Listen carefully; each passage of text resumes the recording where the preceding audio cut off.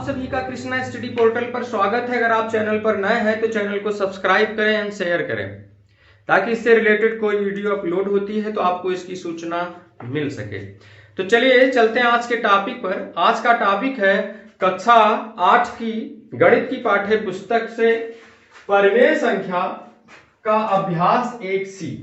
आज हम इस वीडियो में अभ्यास 1C के प्रश्नों को हल करेंगे और प्रश्नों को हल करने से पहले कुछ महत्वपूर्ण तथ्यों को समझते हैं।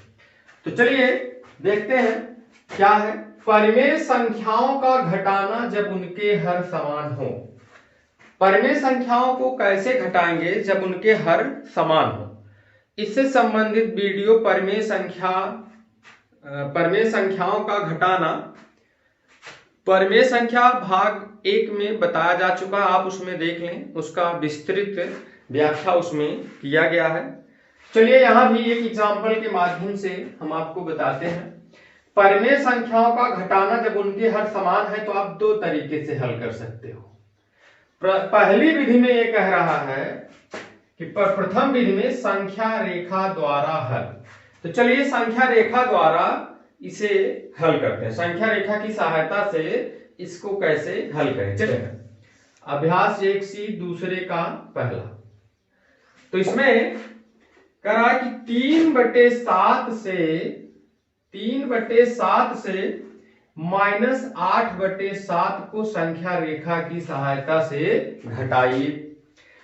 तो अगर 3/7 में से 8/7 घटाना है, इसके लिए मैंने आपको बताया, पहले आप एक संख्या रेखा बना लीजिए। इसके पहले भी आपको योग वाले पाठ में संख्या रेखा के द्वारा कैसे हल करते हैं बताया गया है। फिर देख लीजिए आप एक बार 0। अब इसका अंतराल, अगर यदि प्रश्न में हर बराबर नहीं है तो सबसे पहला काम आपका ये होगा कि हर को बराबर करें। इसमें हर पहले से ही बराबर है और हर में ऋण चिन्ह भी नहीं है। अगर ऋण चिन्ह होता तो -1 का गुणा करके अंश और हर में से माइनस चिन्ह को हटा लेते। तो इसमें हर बराबर है और 7 है, इसका मतलब है कि इसका एक अंतराल आपको 1/7 का रखना है। तो पहले धन दाहिनी तरफ चलेंगे तो हो जाएगा 1/7, 2/7, 3/7, 4/7, 5/7, ऐसे जितना आपको आवश्यकता है आप आगे तक लिखते जाएंगे। फिर इधर -1/7, -2/7, -3/7, -4/7, -5/7, -6/7, -7/7, ऐसे आप बढ़ाते जाएंगे। संख्या रेखा द्वारा हल बहुत आसान होता है। इसमें आपको कुछ गुणा भाग नहीं करना है। पहले धन वाले, जरूरी नहीं पहले धन वाला ही बढ़ा जाए, ऋण वाला भी बढ़ सकते हो। तो पहले धन वाले डायरेक्शन में, क्योंकि धन 3/7 है, धन वाली दिशा में 3 अंतराल आपको चलना है। तो चलिए 0 से आप शुरू करेंगे, 3 अंतराल आप आगे बढ़ेंगे तो कहां आ जाएंगे 3/7 पर। 1 2 3, ये आ गए आप 3/7 पर। फिर यहां ऋण चिन्ह लगा हुआ है 8/7। इसका मतलब है आपको 8 अंतराल ऋणात्मक दिशा में यहीं से चलना है जहां आप पहुंचे हैं। तो यहां से 3 अंतराल तो यही हो गया, फिर 5 अंतराल और 8 यहां से चलना है। 1 2 3 4 5 6 7 8, तो यहां पहुंचना आपको। तो आप ऐसे आ जाइए और यहां पहुंच जाइए। तो फाइनल आप 0 से कहां आ गए, 0 से आप आ गए -5/7, और ये आप चले हैं -8/7। तो संख्या रेखा द्वारा इस प्रश्न का हल जो आया है वो आया है -5/7। वैसे भी हर समान है, ऋण 8 में से ऋण 8 + 3 -5 हो जाएगा।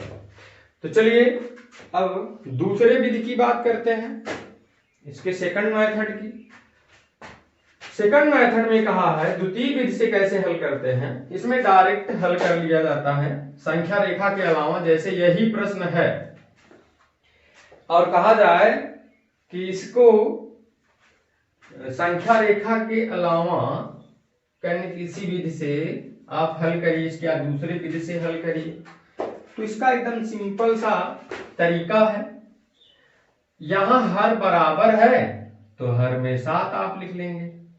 अंश डायरेक्ट इसका घट जाएगा, लेकिन ऐसा तब जब हर धनात्मक और बराबर रहेगा। अब 3 में से 8 घटाएंगे तो आपको मिलेगा -5/7। यही आपका आंसर हो जाएगा। ये है इसका द्वितीय विधि। चलिए, परिमेय संख्याओं का घटाना जब उनके हर समान न हो। चलिए, ये तो तब की बात थी, दो विधियां जो आपने अभी देखा ये तब के लिए है जब उनके हर समान हो। चलिए अब सीखते हैं जब परिमेय संख्याओं का घटाना जब उनके हर समान न हो। तो पहले एक एग्जांपल लेते हैं। -4/6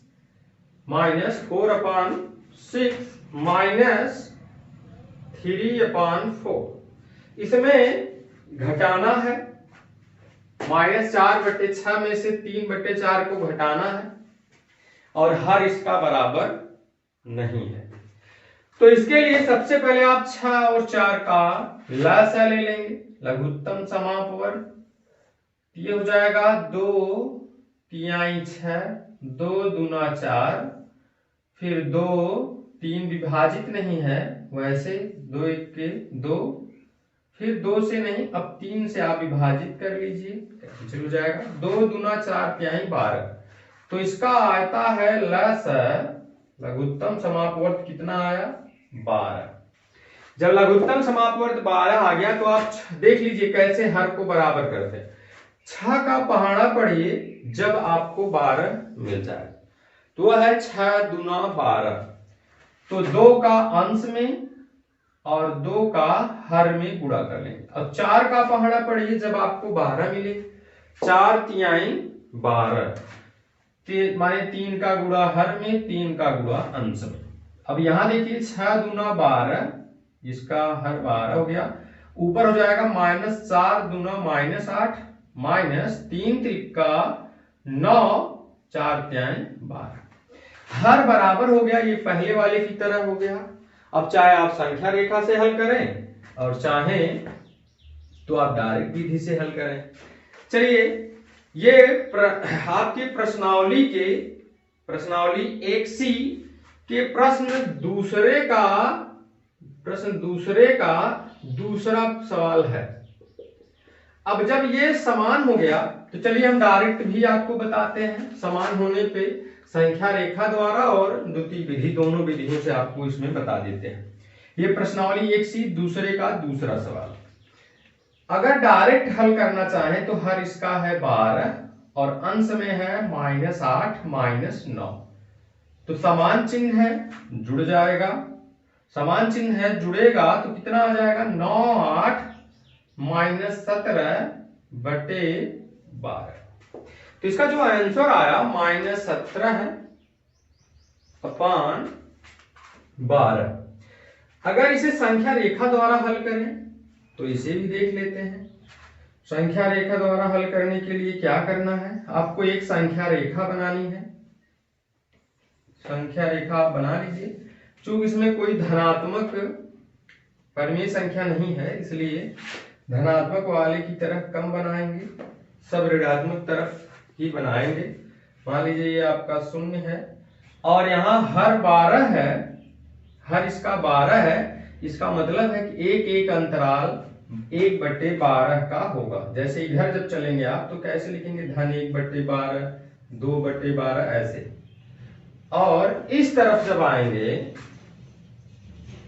इस तरफ जब बढ़ेंगे -1/12, -2/12, -3/12, -4/12, -5/12, -6/12, -7/12, 1 2 3 4 5 6 7 -8/12 -9/12 -10/12 -11/12 -12/12। बच्चों यहाँ 12/12 का मतलब है एक, यहाँ एक आ गया आपका -13/12 -14/12 -15/12, फिर ऐसे आगे -16/12, फिर -17/12। तो ये संख्या रेखा आपका तैयार है। तो पहले -8/12, माइनस चिन्ह है, ऋणात्मक दिशा में आपको -8 खाना चल लेना है। तो 0 से आप शुरू करेंगे और आ जाएंगे 8 खाने पूरे इधर। ये है आपका -8/12 को रिप्रेजेंट कर रहा है। फिर आपको चलना है 9/12, माने 9 अंतराल माइनस वाले की ही दिशा में, जहां आप पहुंचे हो वहां से। तो यहां से ऐसे चलेंगे, तो 9 चलेंगे यहां से, देख लीजिए बच्चों, 1 2 3 4 5 6 7 8 9, माने यहां पहुंच जाएंगे। तो ये आपका हो गया -9/12। तो फाइनल आप शून्य से कहां पहुंच गए? ये पहुंच गए आप यहां -17/12। आप देख सकते हैं इसका भी आंसर वही आया जो इसके पहले वाले में आया था, माने -17/12। तो -17/12 फिर उसका ये फाइनल आंसर आ जाता है। तो इस तरीके से आप लोगों ने देखा जब परिमेय संख्या का घटाना कैसे किया जाता है जब उनके हर समान न हो। तो ये था आपका ये समान हर होने की द्वितीय विधि, ये थी संख्या रेखा के द्वारा। चलिए अगला है इसमें परिमेय संख्याओं के घटाने की संक्रिया के प्रगुण। इसमें हम कुछ प्रगुण की बात करेंगे। देखिए प्रगुण इसका संवरक प्रगुण, क्रम विनिमय प्रगुण और साहचर्य प्रगुण है। इन प्रगुणों के बारे में आपको इसके पहले भी बताया जा चुका है कि परिमेय संख्याओं के अंतर के प्रगुण में कौन कौन सी प्रगुण ऐसे हैं जो परिमेय संख्याओं के अंतर के लिए लागू होते हैं और कौन से नहीं। चलिए इसमें से कुछ प्रगुण की चर्चा यहां करते हैं। चलिए जैसे पहला इसमें है क्रम विनिमय संवरक प्रगुण।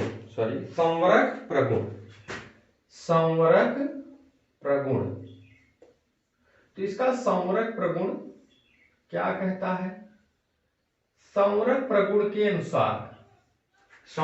के अनुसार यदि A एक परिमेय संख्या है, B एक दूसरी परिमेय संख्या है, तो इसका अंतर मान लीजिए आता है C।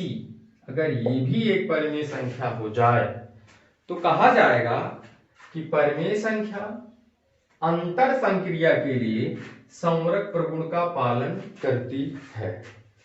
और इसी तरीके से क्रम विनिमय प्रगुण की अगर बात करें, क्रम विनिमय प्रगुण की अगर बात की जाए, क्रम विनिमय प्रगुण अगर इसकी बात करें तो इसका मतलब होता है A माइनस B बराबर अगर हो जाए B माइनस A, जबकि ऐसा होता नहीं है। A minus B, A B दो परिमेय संख्याएं हैं, तो A में से B घटाने पे जो आता है वही B में से A घटाने पर नहीं आता है, तो माने ये बराबर नहीं होता है। जबकि दो परिमेय संख्याओं का अंतर एक परिमेय संख्या होती है, तो परिमेय संख्या अंतर संक्रिया के लिए संवरक प्रगुण का पालन करती है, जबकि क्रम विनिमय प्रगुण का पालन नहीं करती है। और अगर यहाँ साहचर्य प्रगुण की बात करें, साहचर्य प्रगुण की, तो ये साहचर्य प्रगुण भी अंतर संक्रिया के लिए, साहचर्य प्रगुण अंतर संक्रिया के लिए लागू नहीं होता है परिमेय संख्याओं पर। साहचर्य प्रगुण साहचर्य प्रगुण कहता है यदि P बटे Q, चाहे ABC ले चाहे ऐसे परिमेय संख्या के रूप में, P बटे Q माइनस R बटे S T बटे U और P बटे Q माइनस R बटे S माइनस T बटे U, इनके बारे में आपको विस्तृत रूप से परिमेय संख्या भाग 1 में बताया गया है, उदाहरण सहित आप उसको देख लेंगे, ये कन्फर्म हो जाएगा। साहचर्य प्रगुण कहता है कि इसमें पहले क्रम से लेना है पी क्यू, पी बटे क्यू आर बटे एस टी बटे यू, पी बटे क्यू आर बटे एस टी बटे यू। पहले पी बटे क्यू माइनस आर बटे एस हल करके तब टी बटे यू को घटाएं, और इसमें क्या करना है, पहले आर बटे एस टी माइनस टी बटे यू को हल करके उसे पी बटे क्यू में से घटाएं, तो अगर बराबर आता है तो कहा जाएगा साहचर्य प्रगुण का पालन करती है, लेकिन इसमें बराबर आएगा नहीं, माने इसलिए भी ये लागू नहीं होता है। तो अंतर संक्रिया के लिए केवल संवरक प्रगुण ही लागू होता है परिमेय संख्याओं पर, जबकि क्रम विनिमय और साहचर्य प्रगुण लागू नहीं होता है। तो इस तरीके से आप लोगों ने महत्वपूर्ण तथ्यों को अभी समझा। तो चलिए चलते हैं इसके अभ्यास प्रश्न पर। तो अभ्यास प्रश्न का जो पहला प्रश्न है, अभ्यास का जो पहला प्रश्न है, कह रहे हल कीजिए। तो हल क्या करना है, जैसे इसका पहले का तीसरा देखिए, तीसरा प्रश्न पहले का वो है -2/3 -5/3, इसमें से इसको घटाना है।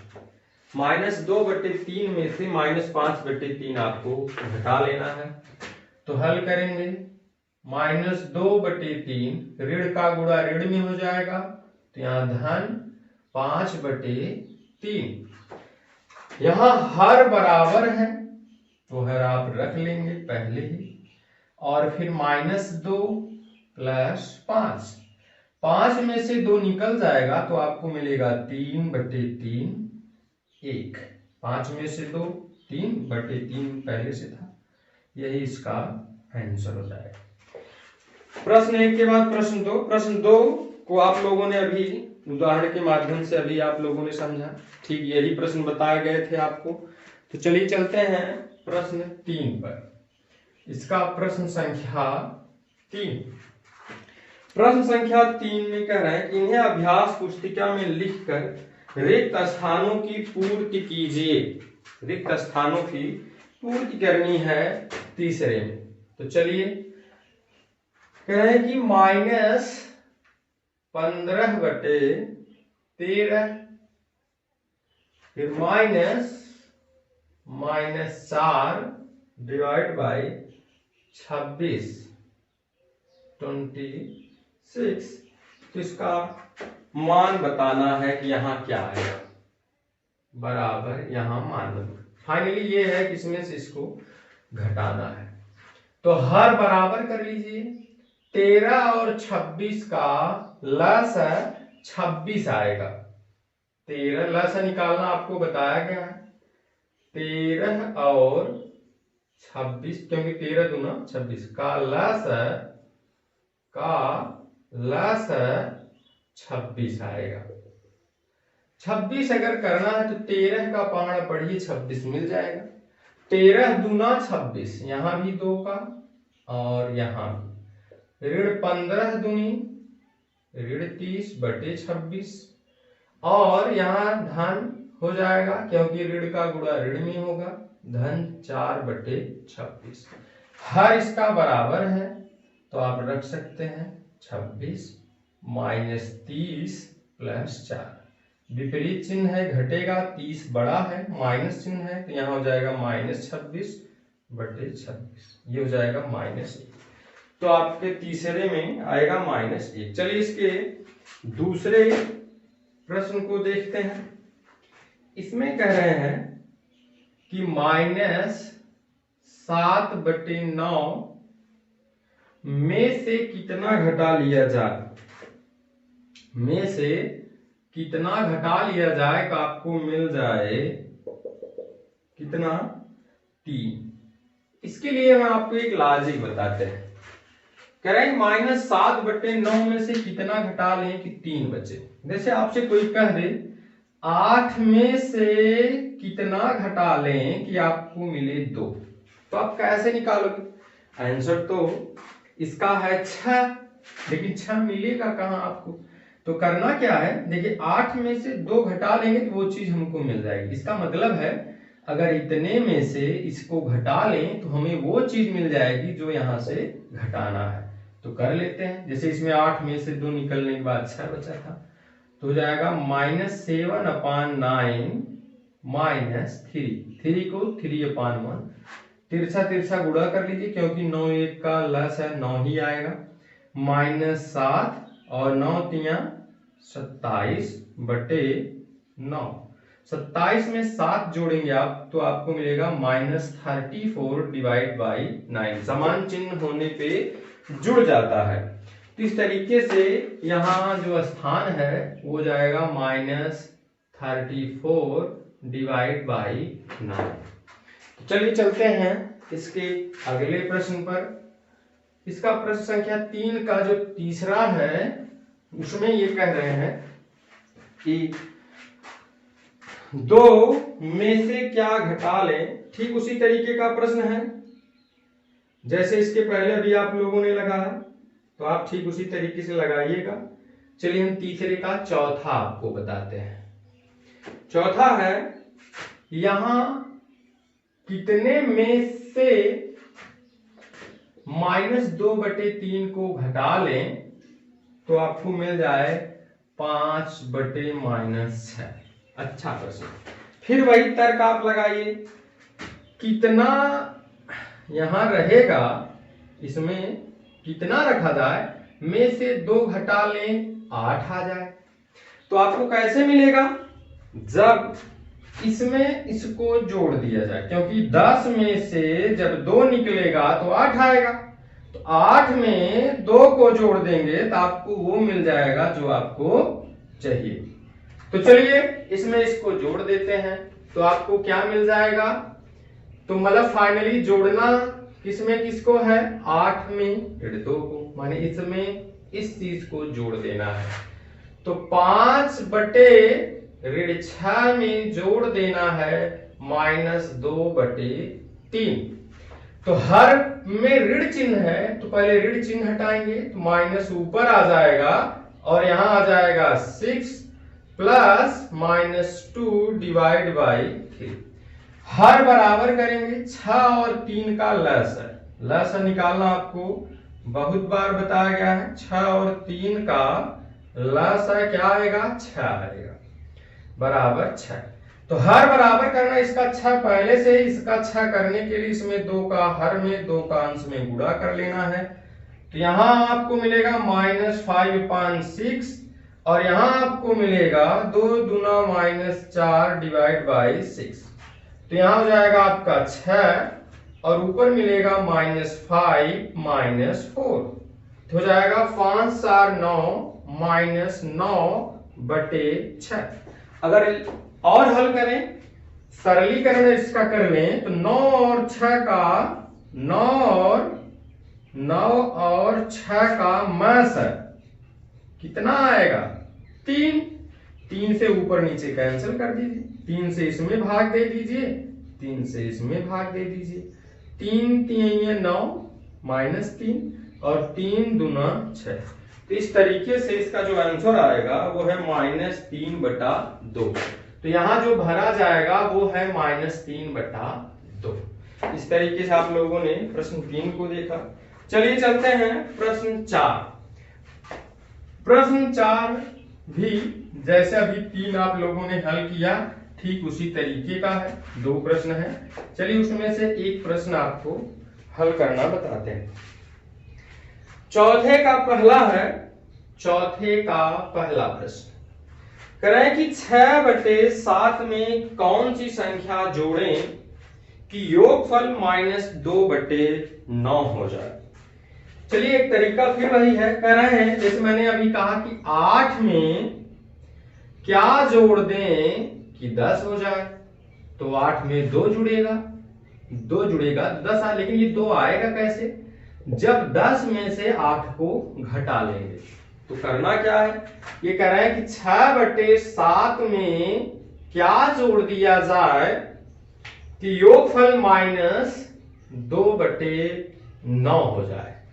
तो करना क्या आपको, जैसे ये 2 लाने के लिए आप 10 में से 8 को घटाए थे, वैसे ये चीज लाने के लिए इतने में से आप इतने को घटा लीजिए। तो -2/9 में से घटा लेना है 6/7। 9 और 7 का लसा 63 आएगा, 9 और 7 का लसा क्या आएगा 63।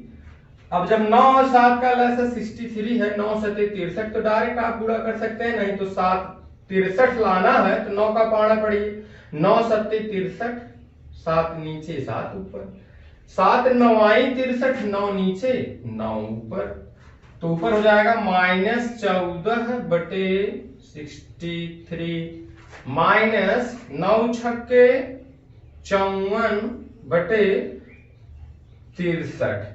तो हर इसका बराबर है, हर 63 हो जाएगा, ऊपर हो जाएगा -14 -54। तो अगर इसको जोड़ दें तो हो जाएगा 4 में 4 जुड़ेगा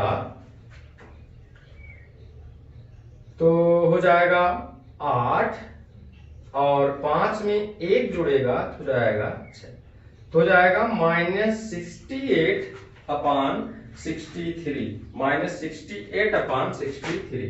तो यहां रखा जाएगा -68/63, तो इसका यही आंसर हो जाएगा। इसी तरीके से आप दूसरे प्रश्न को हल कर लेंगे। तो चलिए चलते हैं छठे प्रश्न पर। छठे में 2 है, जिसमें से हम आपको एक हल करके दिखाते हैं। ठीक उसी तरीके का इसका दूसरा भी प्रश्न है। अगर आपको इसमें से छूटे हुए प्रश्नों में से कोई प्रश्न नहीं आता है तो कमेंट बॉक्स में आप प्रश्न नंबर डाल करके छोड़ दीजिए, जिसका आंसर आपको मिल जाएगा। कह रहे हैं छठवें में जैसे चौथा था उसी तरीके से आपका 5वां सवाल भी है, आप 5वें सवाल को हल कर लेंगे। तो चलिए छठवें को देखते हैं। छठवें का पहला है 1/6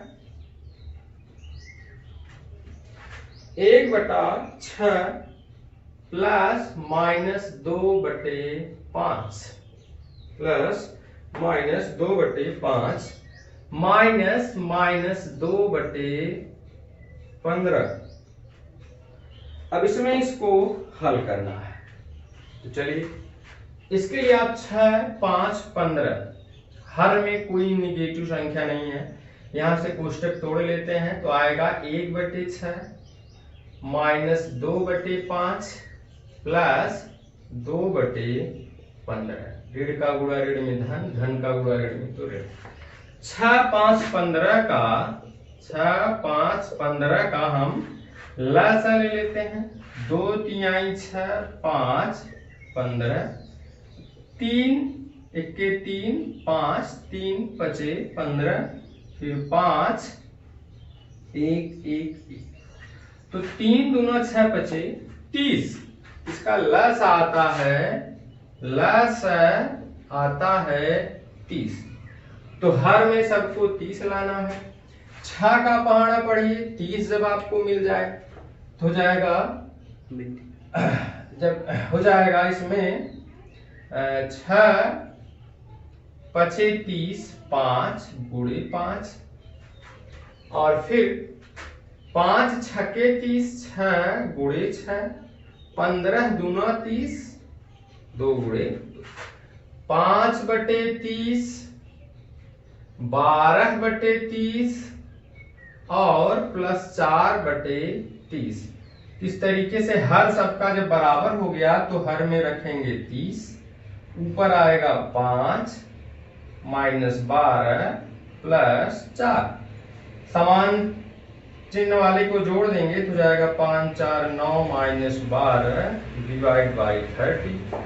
9 में से 12 अगर घटाएंगे आप तो -3 बटे 30 और हल कर लीजिए तो जाएगा -1/10। तो इस तरीके से जो आपका आंसर आता है वो है -1/10। इसका आंसर जो आया वो है -1/10। इसी तरीके से आप इसके दूसरे भाग को भी हल करेंगे। तो चलिए चलते हैं प्रश्न 7 पर। प्रश्न 7 ये अंतिम प्रश्न है।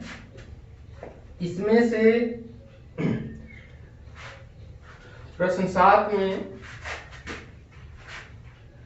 आपको ये बताना है कि कौन सा कथन सत्य है और कौन सा कथन असत्य है।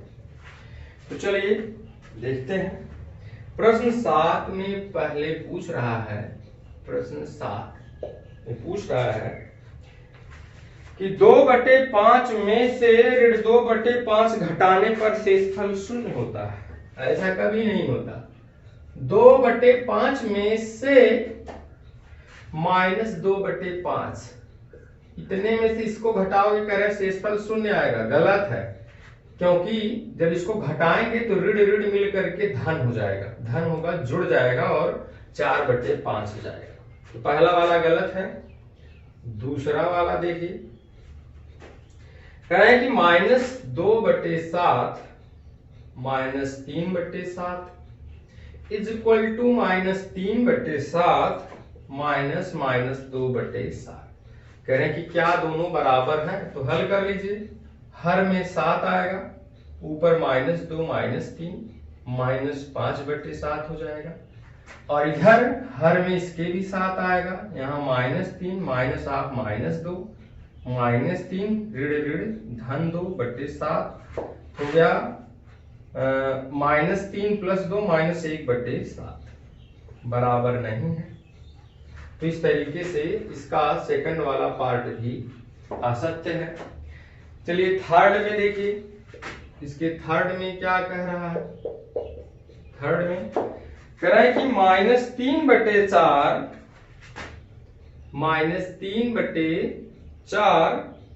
में से -7/4 को जब घटा लेंगे तो यह 1/4 से बड़ा आएगा। तो चलिए देख लेते हैं। -3 हर इसका बराबर है तो आप 4 लिख सकते हैं। ऊपर आएगा -3, फिर यहाँ माइनस है तो माइनस, कोष्टक है तो कोष्टक, -7 है तो -7। -3 ऋण ऋण धन हो जाएगा, +7 / 4। 7 में से 3 निकल जाएगा तो 4/4। एक बड़ा है 1/4 से, सत्य है, क्योंकि 1/4 से बड़ा होता है। तो इसके इसी तरीके से आप देख सकते हैं 7वें का चौथा प्रश्न। इसमें कह रहा है कि -5 छोटा होगा कितने से? बड़ा कोष्टक छोटा कोष्टक, -12/7 -8/7। चलिए पहले इसको हल कर लेते हैं, इस चीज को। तो ये हो जाएगा -12/7। इतने को पहले हल कर लेते हैं। -8/7 हर इसका बराबर है तो हो जाएगा 7, और हर इसका बराबर हो जाएगा 7। यहाँ हो जाएगा -12 -8 -20/7। अब आपको ये बताना है कि -5 और -20/7 में बड़ा कौन है, छोटा कौन है। हर बराबर कर लीजिए। 7 का नीचे मान लीजिए 5 को आप 5/1 लिख सकते हो, इसके हर में 7 का गुणा कर दीजिए। तो 7×5 ऋण 35/7 और ये हो जाएगा ऋण 20/7। हर समान होने पर ऋणात्मक वाली जो संख्या छोटी है वही बड़ी होती है, मतलब ऋण 20 बड़ा है। तो ऋण 20 बड़ा है ऋण 35 से। तो ऋण 20 अगर बड़ा है तो मतलब ये है कि ये जो ऋण 20/7 आया है इसका मान ये बड़ा है। इसमें कह भी रहा है ये बड़ा है, इसका मतलब ये भी सत्य है। तो इस तरीके से आप लोगों ने देखा अभ्यास 1C के प्रश्नों का हल। अगर इसमें से कोई प्रश्न आपको नहीं आता है तो निश्चित रूप से आप कमेंट बॉक्स में प्रश्न का नंबर देंगे, और अगर किसी प्रश्न को हल करते समय आपको कहीं त्रुटि लगे तो उस समय के वीडियो का टाइम आप कमेंट बॉक्स में लिखेंगे। Thank you.